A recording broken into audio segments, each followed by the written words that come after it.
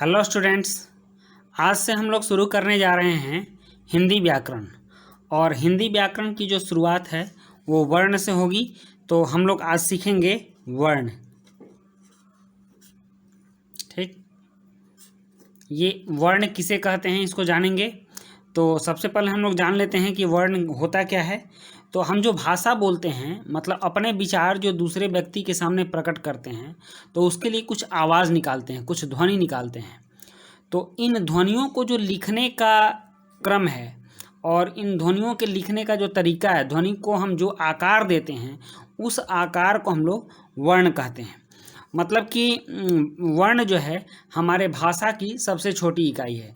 तो आप यहाँ समझ लीजिए इसको कि जैसे आपने यहाँ देखा क, तो क एक आवाज़ है जिस आवाज़ को कि हम क्या कहते हैं, वर्ण कहते हैं। तो इसी तरह से एक आवाज़ हो गया ख, एक आवाज़ हो गया ग, या फिर आवाज़ हो गया ट। तो इस तरह से जो आवाज़ है, पहले जो बात करने का तरीका होता था वो चित्र टाइप का होता था। जैसे कि आपने हड़प्पा सभ्यता के बारे में पढ़ा होगा, तो उसमें चित्रात्मक लिपि थी, चित्र बनाया जाता था किसी भी बात को कहने के लिए, लेकिन वो बहुत ज़्यादा कारगर नहीं हुआ। तो हमारे पूर्वजों ने सोचा कि जो ध्वनियाँ होती हैं उन ध्वनियों के सबसे छोटे छोटे कुछ चिन्ह बना लिए जाएं और उस चिन्ह के माध्यम से हम अपने विचार को एक व्यक्ति से दूसरे व्यक्ति के सामने रखेंगे। तो और भाषा उस ध्वनि, वो जो ध्वनि थी वो हमारे भाषा की सबसे छोटी इकाई थी, उससे छोटी इकाई कुछ नहीं हो सकती है। तो ये जो वर्ण जो है, इस वर्ण को हम ऐसा लिख सकते हैं या बोल सकते हैं कि भाषा की सबसे छोटी इकाई, भाषा की सबसे छोटी इकाई। ठीक, भाषा की सबसे छोटी इकाई वर्ण कहलाती है। ठीक ना, इसको हम लोग ऐसा परिभाषा दे सकते हैं कि भाषा की सबसे छोटी इकाई वर्ण कहलाती है। ठीक, और ये जो वर्ण जो होता है, वर्ण क्या होता है, तो वर्ण ध्वनि का लिखित रूप होता है। ये मैंने आपको पहले ही बताया है कि वर्ण ध्वनि का, वर्ण ध्वनि मतलब आवाज़ होता है, ध्वनि का लिखित रूप होता है, लिखित रूप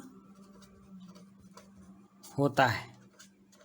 ठीक, मतलब ध्वनि को जो हम लिखते हैं उसको वर्ण कहते हैं, और इसको हम लोग लिपि भी कहते हैं। ये इस तरह से जो लिखी जाती है, तो इसको, ये लिपि हो गई, ये हमारी लिपि भी है। इसका जो हम चित्र बनाते हैं वो चित्र इस तरह का होता है। और आप सभी जानते हैं कि हम लोग हिंदी भाषा किस लिपि में लिखते हैं, तो हिंदी भाषा हम लोग देवनागरी लिपि में लिखते हैं। इस चीज़ को हम लोग हमेशा याद रखेंगे। हिंदी भाषा देवनागरी लिपि में लिखते हैं, और ये जो हम ध्वनि निकालते हैं, इस ध्वनि का जो हम चिन्ह बनाते हैं उस चिन्ह को वर्ण कहते हैं। तो कहने का मतलब ये हुआ कि ध्वनि वर्ण का उच्चारित रूप है और वर्ण ध्वनि का लिखित रूप होता है। जैसे कि यहाँ हमने आपको बताया कि वर्ण ध्वनि का लिखित रूप होता है और ध्वनि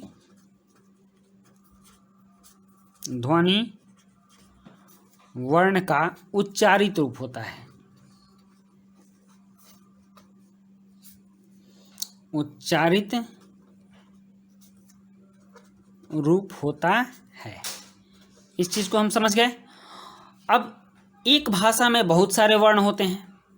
एक भाषा में, जैसे हमारा हिंदी भाषा ही है, तो हिंदी भाषा में कितने वर्ण हैं, तो हिंदी भाषा में 52 वर्ण हैं। कितने वर्ण हैं? 52 वर्ण हैं। तो एक भाषा में बहुत सारे वर्ण होते हैं, तो इन वर्णों को एक क्रम में लिखा जाता है। ठीक ना, तो एक वर्णमाला बनती है। अगर जब वर्णों को हम क्रम में लिखते हैं तो क्या बनती है? वर्णमाला, वर्णों की माला बनती है। तो वर्णमाला क्या है? मतलब वर्णों को व्यवस्थित रूप में लिखने का जो क्रम है उसी को वर्णमाला कहते हैं। तो इसको हम लोग लिख सकते हैं कि वर्णों के व्यवस्थित समूह को वर्णमाला कहते हैं। आप ऐसा भी लिख सकते हैं कि वर्णों के व्यवस्थित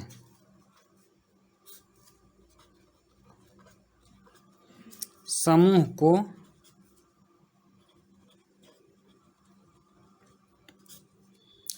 वर्णमाला कहते हैं।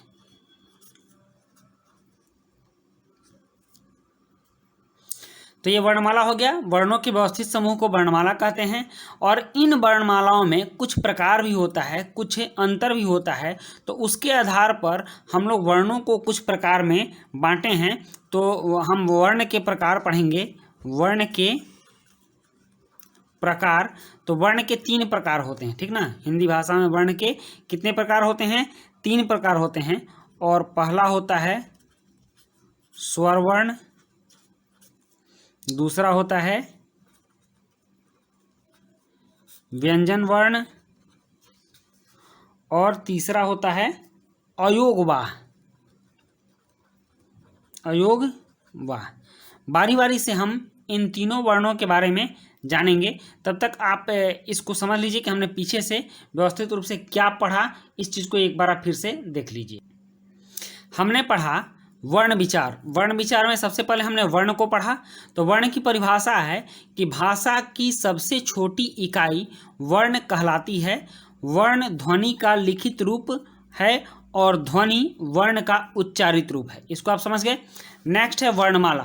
तो वर्णमाला क्या है? वर्णों के व्यवस्थित समूह को वर्णमाला कहते हैं। अब वर्ण के प्रकार, तो वर्ण के 3 प्रकार होते हैं, स्वर, व्यंजन और अयोगवाह। अब इस तीनों प्रकार को हम लोग एक एक करके देखते हैं। इन वर्णों के प्रकार को हम एक एक करके देखते हैं। जैसे मान लीजिए ये स्वर वर्ण है, तो स्वर वर्ण 3 तरह का होता है, ठीक ना। देखिए स्वर वर्ण 3 प्रकार का होता है। ये होता है ह्रस्व स्वर,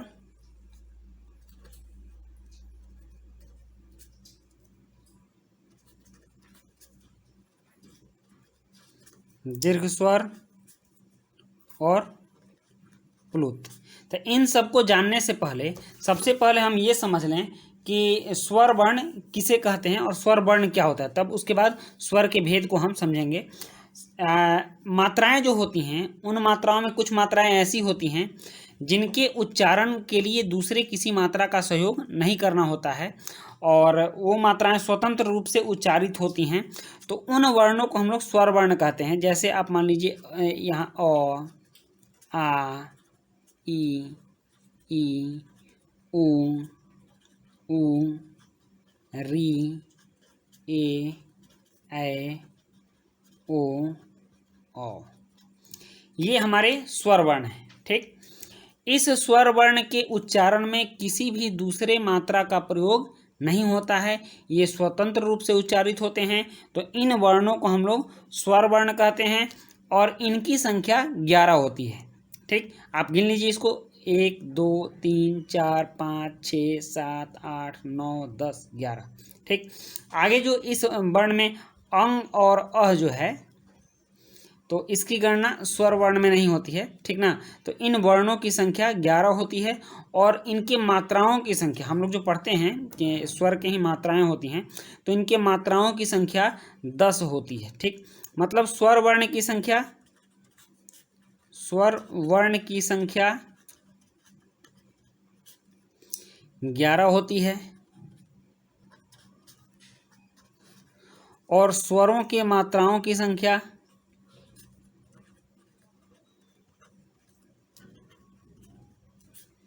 स्वरों के मात्राओं की संख्या 10 होती है।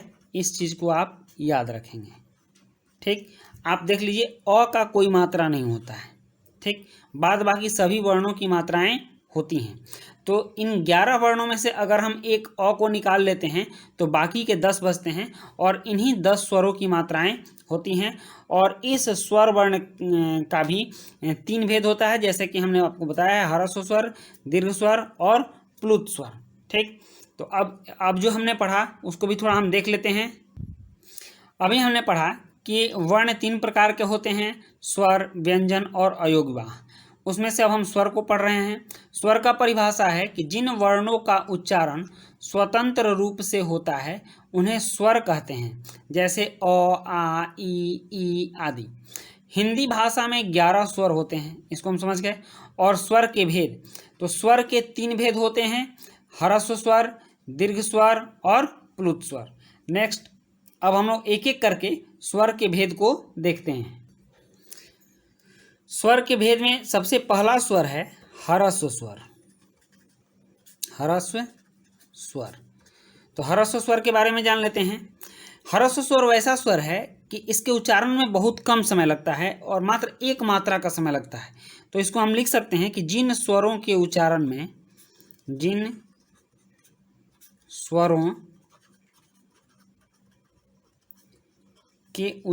में एक मात्रा का समय लगता है, एक मात्रा का समय लगता है, उन्हें ह्रस्व स्वर कहते हैं। उन्हें ह्रस्व स्वर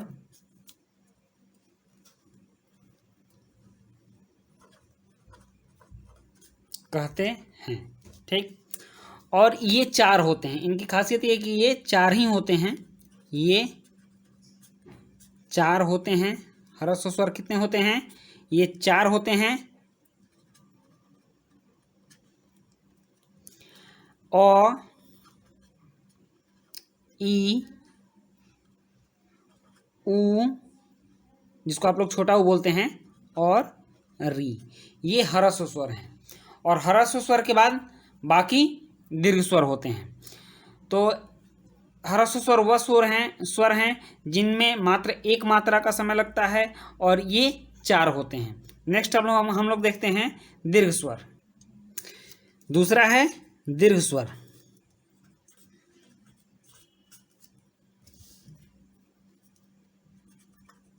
दीर्घ स्वर, दीर्घ स्वर क्या कहता है कि जिन स्वरों के उच्चारण में दो मात्रा का समय लगता है। ह्रस्व में एक मात्रा का समय लगता था, लेकिन दीर्घ स्वर में मतलब इनके उच्चारण में, ऐसा भी लिख सकते हैं, इनके उच्चारण में दो मात्राओं का समय लगता है।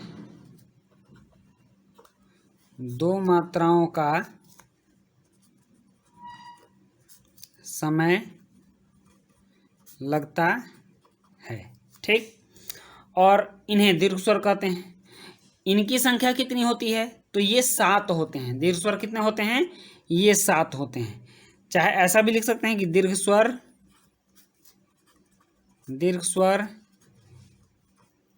7 होते हैं। कौन कौन है वो, तो आप देख लीजिए। आ, बड़ी ई, बड़ा ऊ, ए, ऐ, ओ और औ। ठीक, तो ये देख लीजिए। अब गिन लीजिए, 1 2 3 4 5 6 7। दीर्घ स्वर कितने होते हैं? 7 होते हैं। अब नेक्स्ट तीसरा है प्लुत। तीसरा स्वर कौन सा है? वो है प्लुत। तो प्लुत के बारे में भी जान लेते हैं। जिन स्वरों के उच्चारण में प्लुत स्वर, जिन स्वरों के उच्चारण में 3 मात्रा का समय लगता है या ह्रस्व स्वर से 3 गुना समय ज़्यादा लगता है। ठीक ना, ऐसा भी लिख सकते हैं कि जिन स्वरों के उच्चारण में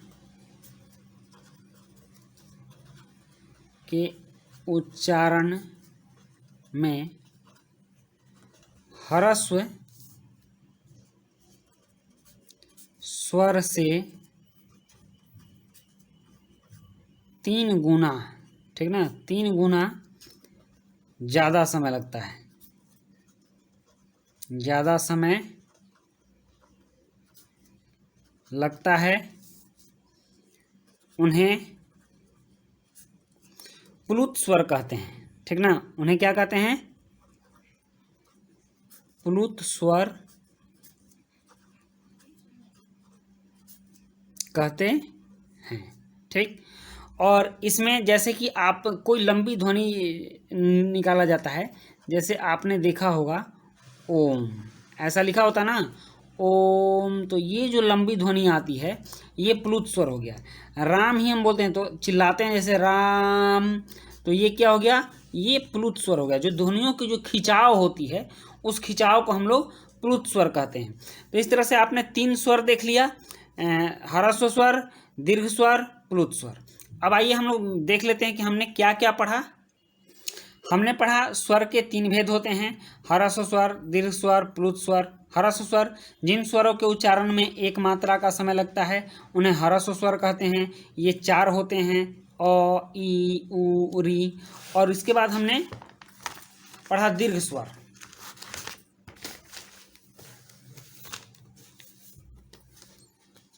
दीर्घ स्वर पढ़ा। दीर्घ स्वर जिन स्वरों के उच्चारण में 2 मात्राओं का समय लगता है उन्हें दीर्घ स्वर कहते हैं। ये 7 होते हैं, आ, बड़ी, उ, ए, ओ, औ। ठीक। उसके बाद प्लुत स्वर पढ़ा। और प्लुत स्वर है जिन स्वरों के उच्चारण में ह्रस्व स्वर से 3 गुना ज़्यादा समय लगता है उन्हें प्लुत स्वर कहते हैं। जैसे ओम, राम, ये सब प्लुत स्वर हो गया। तो हम लोग वर्ण विचार में अभी तक के क्लास में स्वर को जानते हैं। नेक्स्ट क्लास में हम लोग व्यंजन पढ़ेंगे, ठीक ना। तो फिर मिलते हैं दूसरे क्लास में, तब तक के लिए गुड बाय।